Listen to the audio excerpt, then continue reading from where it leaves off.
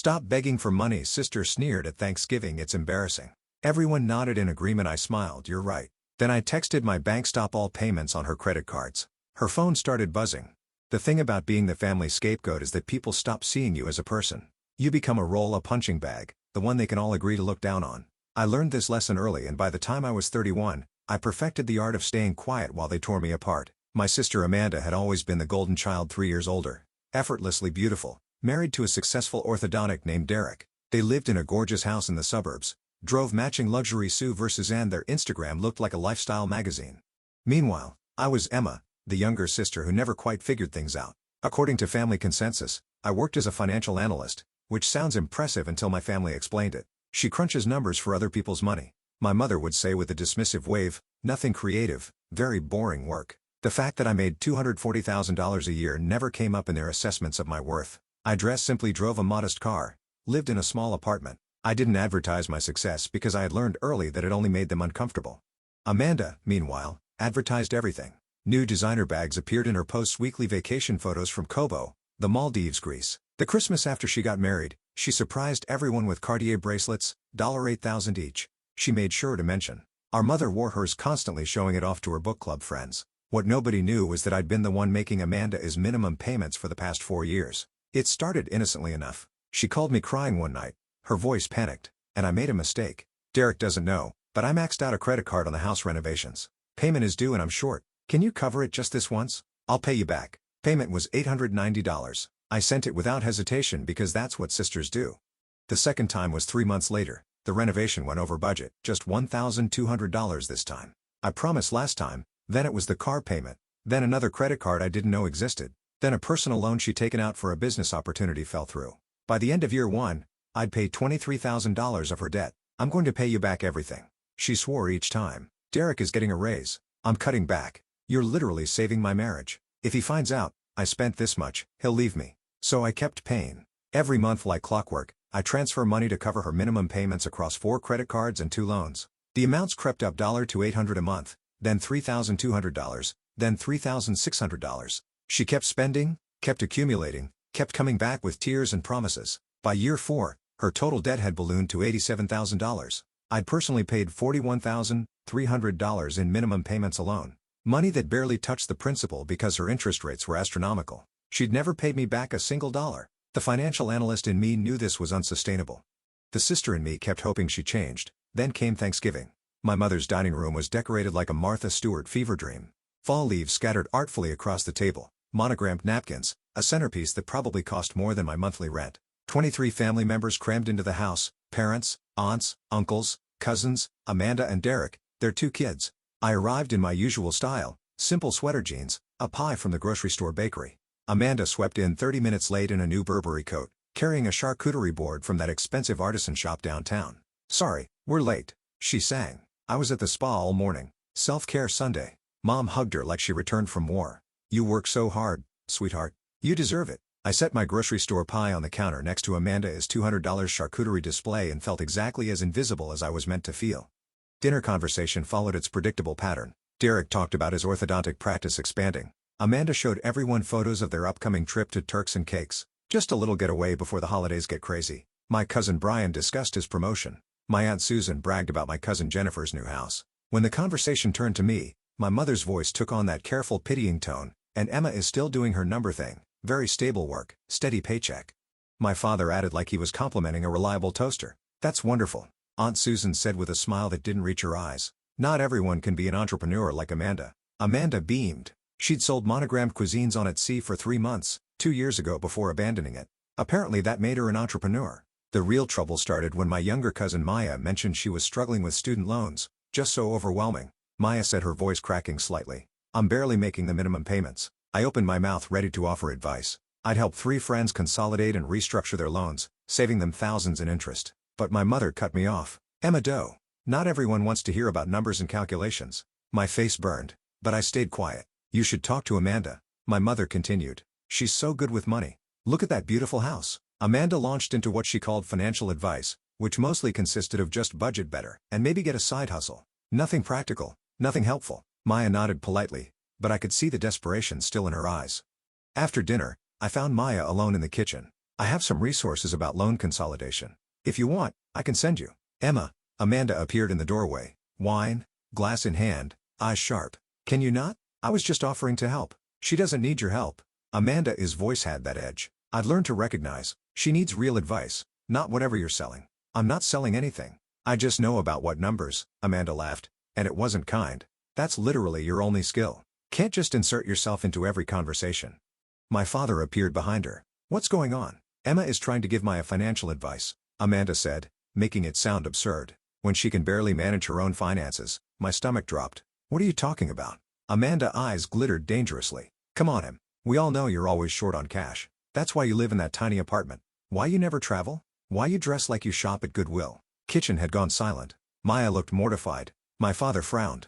Amanda, I said quietly. It's not. You're always asking for money. Amanda continued, her voice rising. It's embarrassing, honestly. At every family event, you've got your hand out. My blood ran cold. I have never asked you for money. Please. She rolled her eyes. Just last month you were calling me about bills. I had called her last month to tell her I couldn't keep covering her payments forever, to ask, again, for even partial repayment.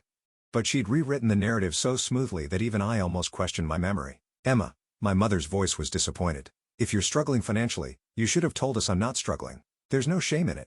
My father added, but Amanda is right.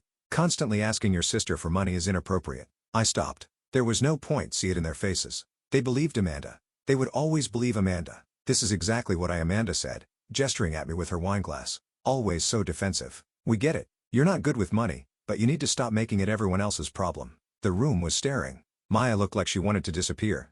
My aunts had appeared in the doorway, drawn by the drama. Amanda was on a roll. Now, I feel bad for you. I really do.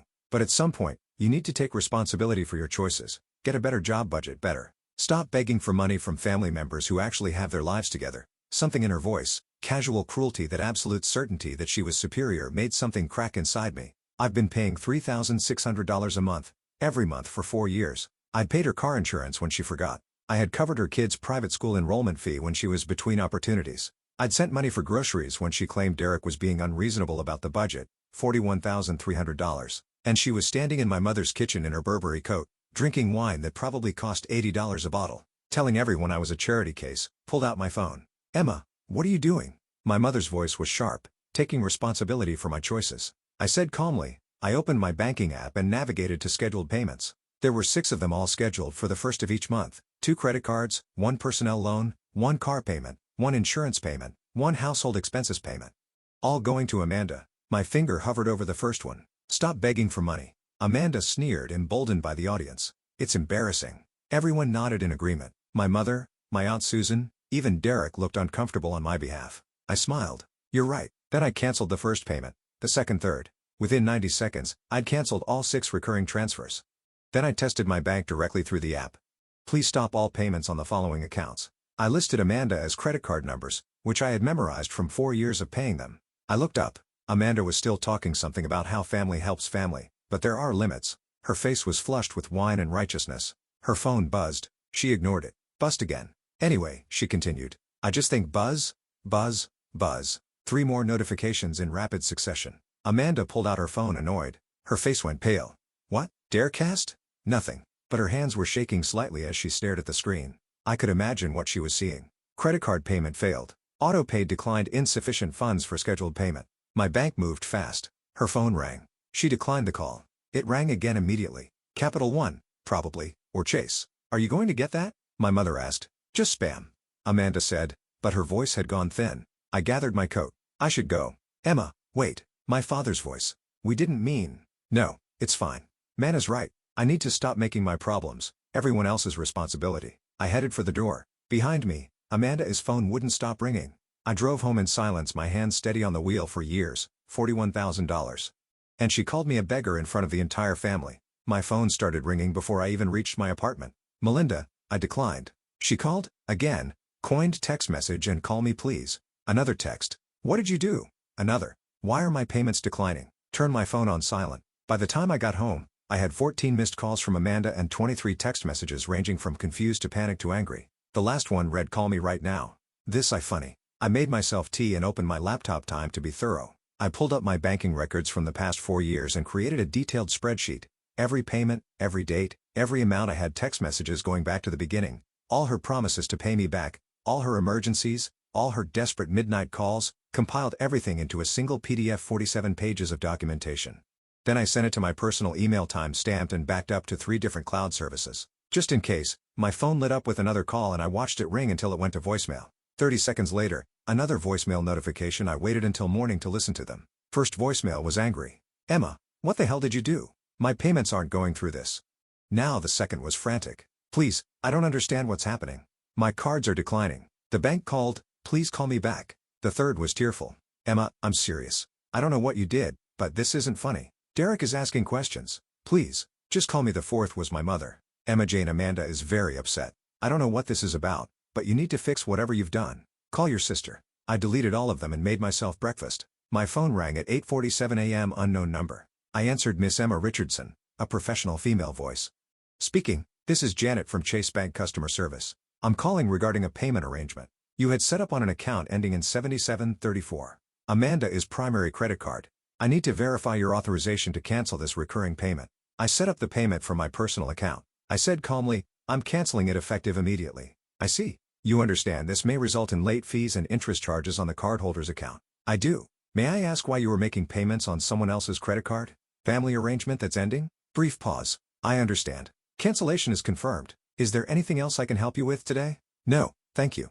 I hung up. 5 minutes later, Amanda called again. I didn't answer. Text message. "Bank called me. They said you canceled everything. Why would you do this to me?" I responded with a single message. "You said I need to stop asking you for money. I'm respecting your wishes." My phone immediately rang. I declined another text. "That's not what I meant, and at me, you were very clear in front of everyone. I'm just a beggar who's embarrassing the family. I'm removing myself from being your financial problem. Amanda M. Please, I have $87K in debt. I can't make these payments." I stared at that message for a long moment. She just admitted it in writing the debt I had been covering me. "Perhaps you shouldn't have spent that $87,000. This is no longer my responsibility. Best of luck with your budget." I needed the conversation. By Monday morning, the situation had escalated beautifully. My mother called at 7:15 a.m. "Emma, what have you done?" "Good morning, Mom. Amanda is having a breakdown. Her credit cards are maxed out and she's getting calls from collection agencies." "Did you do something?" "I stopped paying her bills." Silence. "You, what I've been paying?" "Amanda is credit card bills, car payment insurance, and personal loan payments for the past 4 years. On Thanksgiving, she told the entire family I was a beggar who was always asking her for money. So I stopped paying." "Emma, that's not..." "She didn't mean..." She called me embarrassing, Mom, in front of everyone.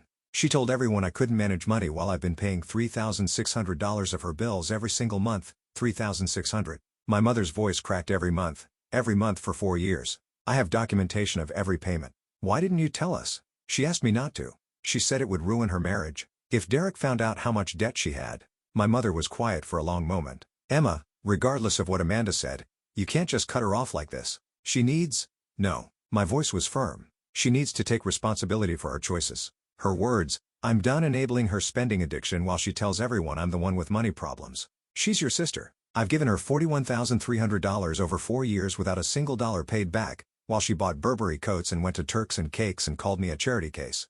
My mother had no response to that. "If she needs help," continued, "she should ask her husband or get a job or sell some of those designer bags.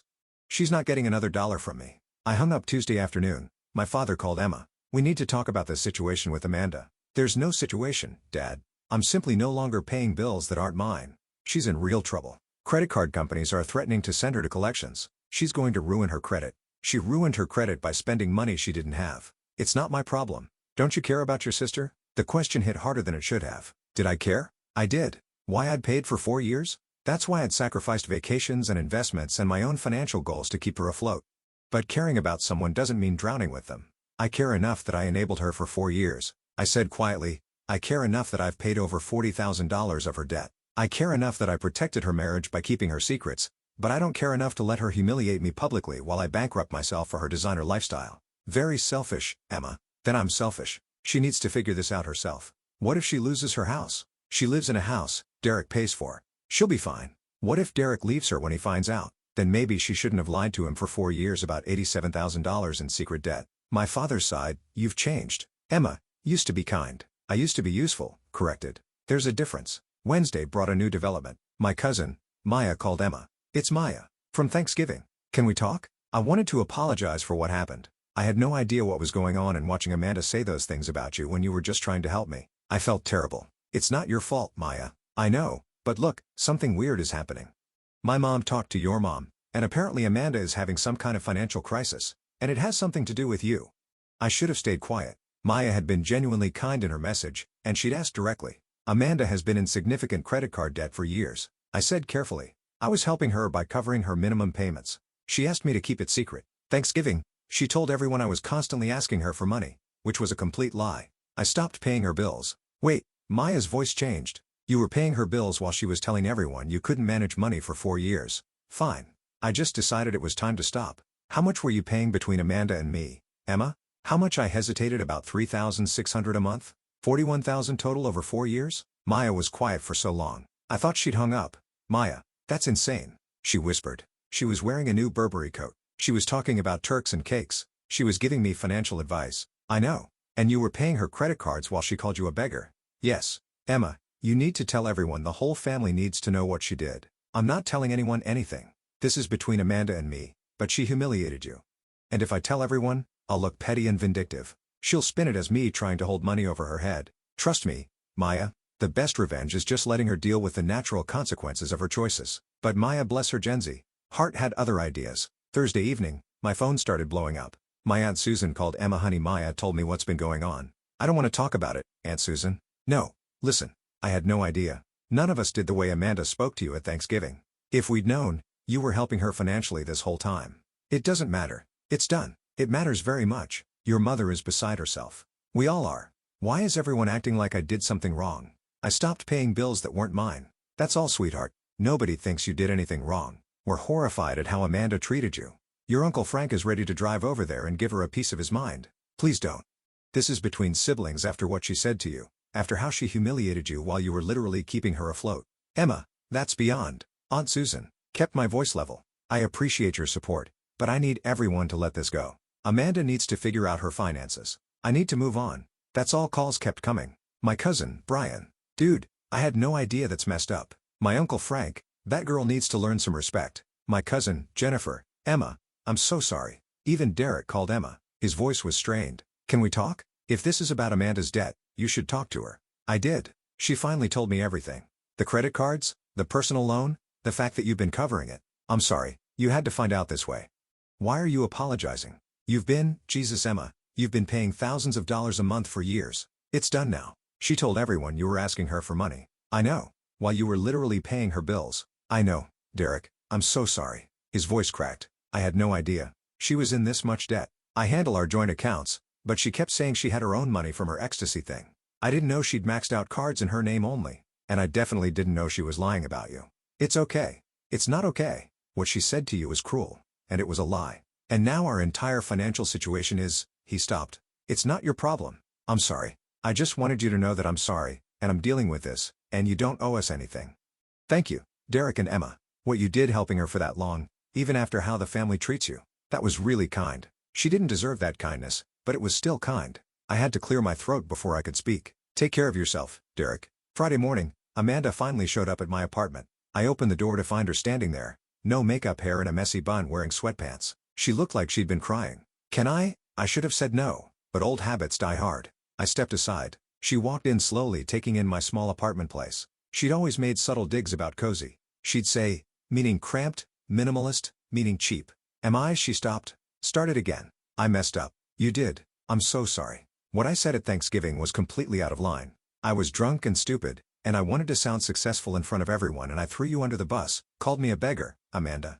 While I was paying $3,600 a month of your debt, I know. Tears spilled down her cheeks. I know. No excuse. I was horrible. Emma, I'm drowning here. Credit card companies are calling constantly. Derek is furious. He's talking about making me get a job and sell my car and cancel the Turks and cake is tripping. Good. She looked up, shocked. Good. I repeated, you're $87,000 in debt, Amanda. You should get a job. You should sell the luxury SUV. You absolutely should cancel the Caribbean vacation. Derek will know how bad it is. Derek already knows. Called me yesterday. Her face crumpled. This is going to ruin my marriage. No. You're lying. Ruined your marriage. You're spending. Ruined your marriage. Not me stopping enabling you. Please them. Just a few more months. Just until I figure something out. I'll get a job. I promise. I just need time. To know. Emma, Please give you 4 years. Amanda, 4 years of just one more month, 4 years of promises. You never kept 4 years of excuses and emergencies. And I'll pay you back. And what I got for it? Public humiliation and being called a charity case by the person I was literally keeping afloat. I was wrong. You were cruel. There's a difference. I walked to the door and opened it. I'm done. Figure it out yourself. I can't. Then maybe you should have thought about that before you spent $87,000. You didn't have. Maybe you should have thought about that before you lied to your husband. Maybe you should have thought about that before you stood in Mom's kitchen and called me a beggar in front of everyone. I know. I said I was sorry. Sorry. Doesn't give me back $41,000. Sorry. Doesn't undo the humiliation. Sorry. Doesn't change the fact that you were perfectly happy to let me destroy my own finances while you played the successful entrepreneur on Instagram. Amanda stood there, tears streaming. And for a moment, she looked like the sister I'd grown up with, the one who taught me to ride a bike, the one who threatened to beat up my middle school bullies. That sister was gone, buried under years of entitlement and cruelty. I really am. I believe you're sorry. You got caught. I believe you're sorry. You're facing consequences. But I don't believe you're sorry for what you did to me. She left without another word. The full fallout took another 3 weeks. Derek, to his credit, handled it decisively. He put Amanda on a strict budget, took over all the accounts, sold her SUV and got her sedan and canceled the vacation. He made her get a job at a local boutique retail on her feet 40 hours a week. Amanda hated every second of it. My mother tried to mediate several times, suggesting family therapy or reconciliation dinners. But I held firm. I was polite, cordial, even, but I was done being the family's emotional support sister. The extended family was split. The older generation thought I was being harsh. The younger generation thought Amanda got off easy. My cousin Maya started a group chat called We Stand Emma with all the younger cousins. I muted it, but it was nice. Christmas was awkward. Amanda and I were civil but distant. She'd lost weight from stress and her new job. Her Instagram had gone quiet. No designer bags, no luxury vacations, just the occasional photo of her kids. Derek pulled me aside before dinner. She's going to therapy and financial counseling. We're working through it. That's good. She really is. Sorry, Emma. I know it doesn't change anything, but she is. I believe she regrets it. I just don't know if she understands why it was wrong. He nodded slowly. Fair enough. 6 months after Thanksgiving, I got a text from an unknown number. It was a screenshot of a payment confirmation, $500 to my account, then a message, first payment. It'll take me 16 years at this rate, but I'm going to pay you back every dollar. I stared at the screen for a long moment. Part of me wanted to send it back. Part of me wanted to tell her I didn't need it. Truth was, she did need to pay it back. Not for me, for her. I texted back. Received. Thank you. I didn't say it was okay. I didn't say we were good, because we weren't and maybe we never would be. But it was a start. A year after Thanksgiving, Maya asked me to help her consolidate her student loans. I spent a Saturday afternoon showing her how to compare rates, negotiate with lenders and restructure her payments. We saved her $14,000 in interest over the life of the loans. She cried and tried to pay me. I refused. Just remember this when someone else needs help. I told her maybe don't let people walk all over you while pretending they're doing you a favor. She laughed. Learned that from the best. The thing about being the family scapegoat is that people stop seeing you as a person. But the thing about stepping out of that role is that you start seeing yourself clearly, not as the villain in someone else's story, but as the protagonist of your own. I'm 32 now. I still work as a financial analyst. I still live simply. I still drive a modest car. I took that $3,600 a month I'd been paying Amanda's bills and put it into investments. My portfolio is up 34% since Thanksgiving. I'm on track to retire at 45, if I want. I also bought a new couch. Small, trivial, nothing compared to Amanda's designer lifestyle, but it's mine, paid for with money I earned and kept instead of giving away to someone who saw me as an ATM with a heartbeat. Amanda still makes her $500 monthly payments. We're civil at family events. She's worked her debt down to $71,000. Derek says she's doing better. I'm happy for her. I really am, but I'm happier for me. Because for the first time in my life, I'm not the family scapegoat. I'm not the sister who enables and sacrifices and disappears. I'm just Emma, and Emma doesn't beg for money. He never did.